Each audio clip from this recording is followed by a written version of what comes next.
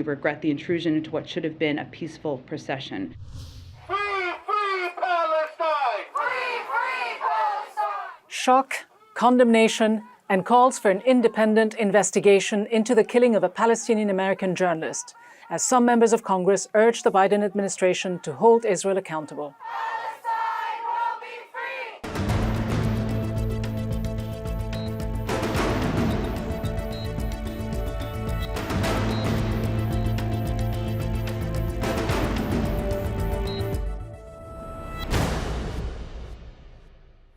Hello and welcome to the program. I'm Ghida Fakhry.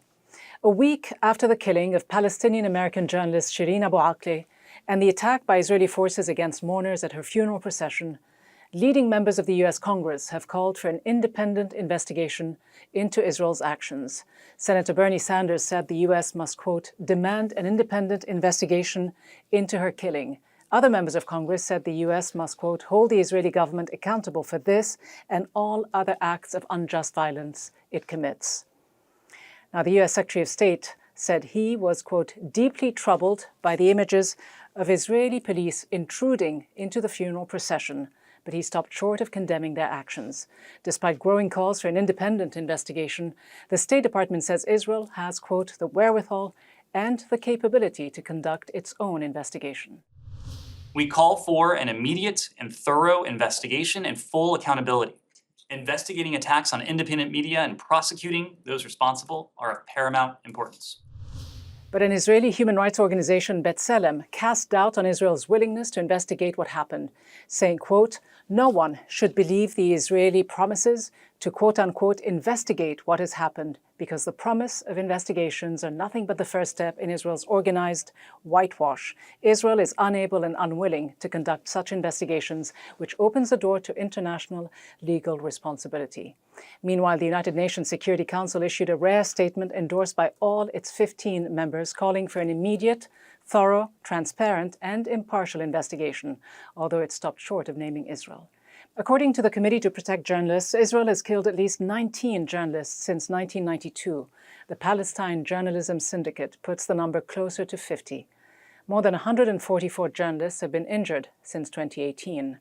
An investigation in 2020 by the Israeli newspaper Haaretz into Israel's police and military judicial system found a lack of accountability and that, quote, the agony of the bereaved Palestinian families is augmented by a painful feeling of injustice because those who shot or killed their loved ones are not even being brought to trial and will almost certainly never be punished. Following Abu Akleh's killing, the UN High Commissioner for Human Rights called for accountability and an end to the culture of impunity, saying there must be appropriate investigations. But will this happen without US pressure on the Israeli government? Laura Albast is a senior editor at the DC-based Journal for Palestinian Studies and one of the organizers at a rally this weekend that called for accountability in Abu Akleh's killing. The rally also marked the 74th anniversary of the Nakba, when over 700,000 Palestinians were forcibly displaced following the establishment of the State of Israel in 1948.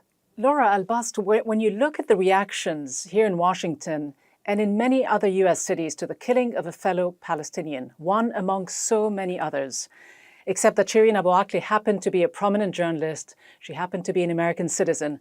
When you look at the reaction to Israeli forces attacking her funeral procession and another funeral procession again this week, did you see both the kind of outrage and the level of support you'd expected?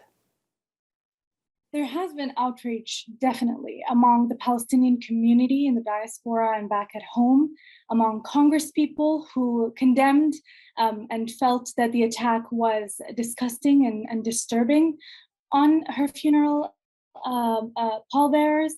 But what was interesting was the reaction of the media, how they covered the events of her killing, of her funeral, and the demands that the State Department had set out.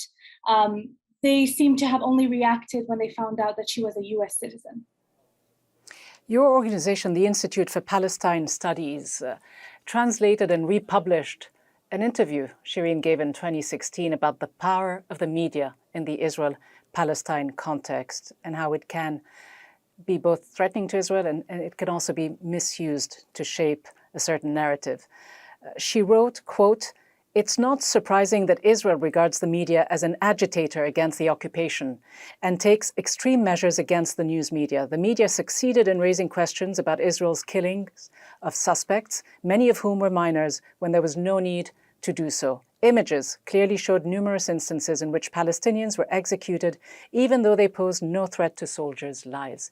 It all sounds so prescient reading her words now. Ironically, tragically, she's managed to highlight the brutality, the inhumanity, some would say the criminality of the occupation in death, as she laid in her coffin, perhaps just as much, if not more, than she did through 2 decades of reporting when she was alive.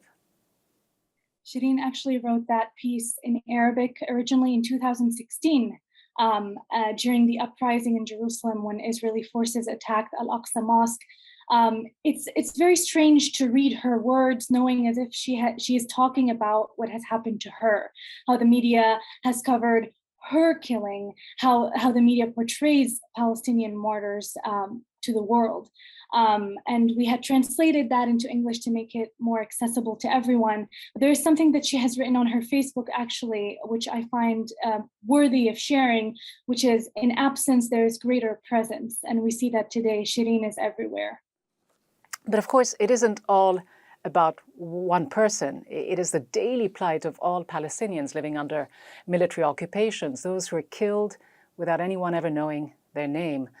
Is public opinion here in the United States becoming more sensitized to the suffering of the Palestinian people, especially the younger generation of Americans, those who have access to social media? Are you seeing a generational shift? There has been a shift. I wouldn't say that the shift has had great impact yet, but we have seen polls come out that show that, at least in the Democratic Party, young people are shifting their view on the Israeli occupation of Palestine. We've seen more people come out during rallies and protests to demand justice for Palestinian children who are detained illegally, for Palestinians who are being forced out of Masafer Yatta and Sheikh Jarrah. So there has been a shift, but I think that the road is long ahead of us, and organizations and grassroots organizers continue to raise awareness and push the Palestinian narrative forward. All right, Laura Albast, thank you so much for joining me. Great talking to you. Thank you so much, Ghida. Now, a few years ago, human rights activists in the United States launched the Boycott, Divestment and Sanctions Movement, a Palestinian-led campaign modeled after the anti-apartheid movement in South Africa to pressure Israel into respecting its obligations under international law and ending its occupation. Since 2015, the BDS movement has faced significant legal challenges across the US, with more than 30 states passing legislation that criminalizes efforts to boycott, divest, or sanction Israel. Today, 35 states have passed anti-BDS laws, and there are ongoing attempts to pass legislation at the state and national levels to expand the definition of anti-Semitism to include legitimate criticism of Israel and its policies. Yet, despite these efforts, polls show that a growing number of Americans support sanctioning or boycotting Israel, and a majority of Americans want to condition US aid to Israel based on its treatment of Palestinians. Over the past 2 decades, the share of Democrats who say they sympathize more with Israel than Palestine has declined by 11 points, from 38% to 27%. I'm now joined by human rights activist and Israel-Palestine Advocacy Director at Democracy for the Arab World Now, Adam Shapiro. Adam Shapiro, your organization, Dawn, is one of many that have called for a full investigation into what it says was, quote, the killing of yet another American citizen by Israeli forces this year, calling for holding those responsible accountable. What are the chances of that really happening beyond the perfunctory statements that we always hear? This is really a crucial topic at this point. This is the second American citizen to be killed by Israeli forces or where they were culpable in the death. And unfortunately, in the case of Omar Assad, which happened in January, we haven't heard any additional information about that investigation. We don't trust that the Israelis are carrying out an investigation. And that's why in this case with Shireen, we and others are demanding an independent and in fact a US investigation into this killing. Once we get that investigation, then the work is on to make sure there is accountability, that there is some measures taken to bring those perpetrators to justice. One thing I am a bit happy to see is that the White House statement this time mentioned bringing a prosecution, which is unprecedented as far as I know from the White House.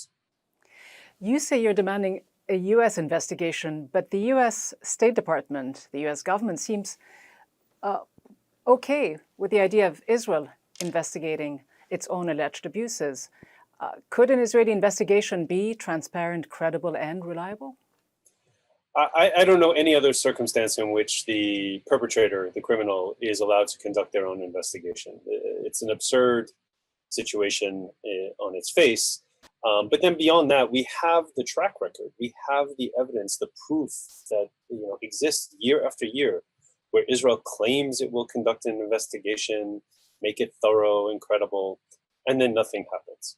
We've had this with the case of American citizens. I mentioned Omar Assad, but there's also Rachel Corrie, there's Mohammed Shaban. Like, we don't need more proof that the Israelis won't carry out an investigation. And we have the precedent in the case of Daniel Pearl in Pakistan, an American citizen, a journalist who was killed in the line of duty while being a journalist, where the FBI went and investigated and assisted a very willing partner in the Pakistani authorities in those days to conduct an investigation. Here we have a partner, the Israelis, who refused to investigate. But how do you change this reality, and how do you hold the Israeli government to the same legal standards as other governments who stand accused of violating international norms? If the US administration, the US Congress, isn't willing to use its considerable leverage on Israel, how do you ensure accountability? I mean, some people are suggesting restricting military aid to Israel, but that isn't going to happen, is it? Well, it's not going to happen right away, but we believe that over time that change is starting to occur. We're starting to see change in Congress in terms of the number of Congress people who are willing to speak out, who are willing to question the norm of unquestioned U.S. military aid to Israel and other forms of aid to Israel. And so it is a trickle at this point, there's no doubt, but that is how we get to a bigger position. We should remember and take this into context. The United States was one of the last governments, if not the last, ultimately, that took action to move against apartheid South Africa, which is the closest analogy historically to what we have with Israel today. I fully expect that the United States will probably be the last government to move when it comes to Israel, even as it's the most important enabler of Israeli occupation. But if political change realistically is going to take time to achieve, given the ironclad support that Israel has long received by both members of both parties, the Republicans and Democrats, and if the measures that have been taken by the Palestinian-led BDS movement to sanction Israel have been met by this relentless campaign by pro-Israel groups, what other recourse do human rights defenders and pro-Palestinian activists in the United States really have? I think we are seeing that the effects of those campaigns, the BDS campaign and other work that's done at the level of engaging Congress and engaging other institutions in this country, academia, you can't go anywhere in the United States on any college campus today and not realize that the mood has changed, that it's not possible anymore for campuses to not be active on the cause of justice for Palestine, whether it be through BDS action or disinvestment or other kinds of student organized efforts. But they face punishment. Are they able to? Well, there are attempts say whatever to punish. they want? There are attempts to punish, but even then, those are being pushed back. Even the legislation that got introduced against BDS has started to be rolled back by courts. Courts are saying, no, this is freedom of expression. This is a bottom line fundamental American right. So even these efforts to quash and silence and criminalize are coming up against pushback, are failing. And ultimately, that's a sign of how powerful these movements are, is the strength and effort to shut them down. But what does it tell us about the United States today when so many states have passed laws criminalizing boycotts of Israel, which many would say threaten the constitutional right to engage in boycott and free speech? Some have lost their jobs because they've refused to sign a pro-Israel oath, which is now mandatory in many states. What does it tell us about the state of affairs in the US today when it comes to what you can and cannot say about Israel? I think what it says about the state of affairs in the United States institutionally is that we have a lot of work to improve this democracy. Our system is too vulnerable to interest groups, to lobby groups, whether it be in the favor of Israel, in the favor of, or those opposing gun control, or those opposing healthcare for, free and affordable healthcare for all. I think what we have to do is strengthen our institutions. And in some ways, the pro-Israel lobby acts as the canary in the coal mine. What we are seeing from climate change activists is a recognition that the anti-BDS legislation that's been introduced is the forefront, the tip of the spear of efforts to shut down other progressive causes like climate change legislation that would help change the way this country is burning through natural resources, or whether it comes to Black Lives Matter issues. So we're starting to see that there's this recognition on an intersectional level across progressive causes that we have to work together, because the efforts against us may start with Palestine, but they're going to continue all across the spectrum and really change life in the United States for the worse. We just saw that, in fact, with the leaked Supreme Court ruling in terms of in terms of abortion rights and sexual and reproductive health rights in America. That is a harbinger of what's to come if we don't make sure that this pushback occurs on all levels, not just in Congress, but in every state capital around the country. An important moment on so many different fronts. Adam Shapiro, thank you so much for being with us. Thank you for having me. The killing of Abu Akleh comes almost exactly a year after the Israeli military bombed a building in Gaza that housed media offices, including Al Jazeera, claiming that it was being used by Hamas without ever presenting any evidence. For many here in the US, the way the media has traditionally framed the issues surrounding Israel's military occupation highlights the inherent biases in the way Abu Akleh's killing was initially covered. They point to media reports that echoed the official Israeli version of events, that the Al Jazeera journalist was killed in, quote, crossfire, and that there were clashes during the funeral procession. Mitchell Plitnick is former director of the U.S. office of B'Tselem, the Israeli human rights organization, and former co-director of Jewish Voice for Peace. He joins me now. Mitchell Plitnick, the title of the book you co-wrote a few years ago, Except for Palestine, The Limits of Progressive Politics, tells us so much of what we need to know about what is going on in Israel-Palestine. The language, the semantics, the lack of accountability when it comes to Palestinian rights. Has anything in the last few days, before or since the killing of Shireen Abu Akleh, changed the way the issue is addressed here in Washington and in the US in general? Well, I'm not sure it's changed it. It's certainly highlighted the problem. I think right away after Shireen's murder, we got immediately eyewitness accounts that were very clear, very consistent. All said that it was the IDF that had killed her. They described the encounter leading up to her death. Israel put out some various videos to sort of try to tell a different story, and they were immediately debunked. And yet, after all of that, we still need an investigation, and it's unclear what happened. This has been the response from a lot of the mainstream media here and a lot of the politicians. So in terms of her killing, I think that has kind of highlighted the problem. On the other hand, I think the scenes that were undeniable at her at the procession for her funeral and what happened and the police attack on the pallbearers and on the mourners.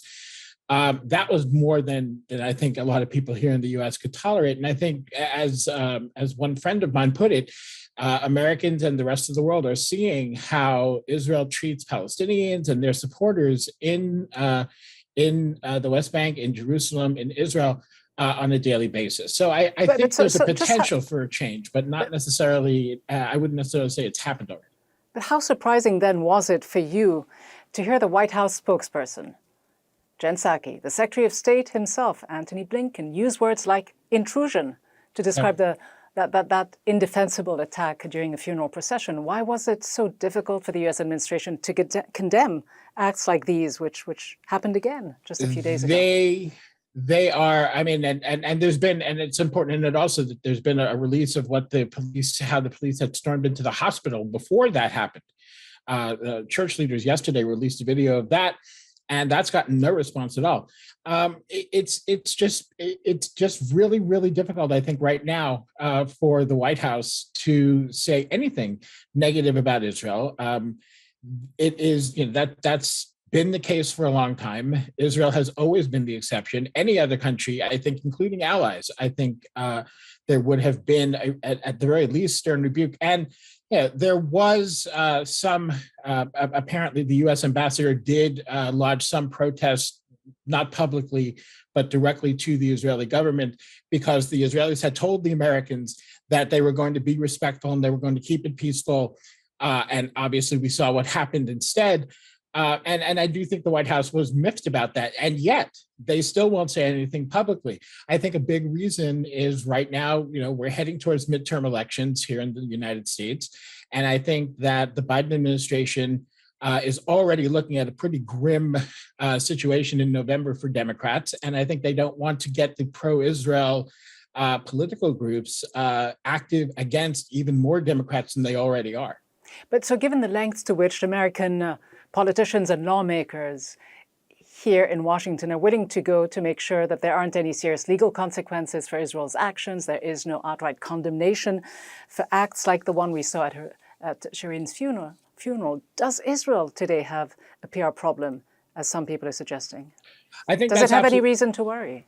Yeah, no, I think that's absolutely the case. And certainly among more liberal Americans, including among Jewish Americans and including in some sectors of the more liberal pro-Israel camp, were very dismayed at what they saw last week and were very clear that that was unacceptable and something that they did not want to see Israel doing. So they do have a PR problem. The thing about a PR problem is it's only as important as the consequences it brings. And the United States government is continuing to shield Israel from those consequences. Until that changes, Israel will say, okay, so people say bad things about us. People don't like us so much, but that passes, and eventually we get back to business as usual because the US makes sure that we don't, that they don't actually face any real consequences. And it did take an Israeli human rights organization, B'Tselem, an organization that you worked with, to debunk the initial Israeli claims that it was Palestinian gunfire that killed the journalists. B'Tselem has also called the situation in the occupied Palestinian territory apartheid. Mm-hmm. So have other global human rights organizations. So did the former UN Special Rapporteur yes. in his last published report. Just how crucial, though, is it for an Israeli organization like B'Tselem to correct the narrative when Israeli officials try to propagate their own narrative and when it is repeated by the media and politicians in this country?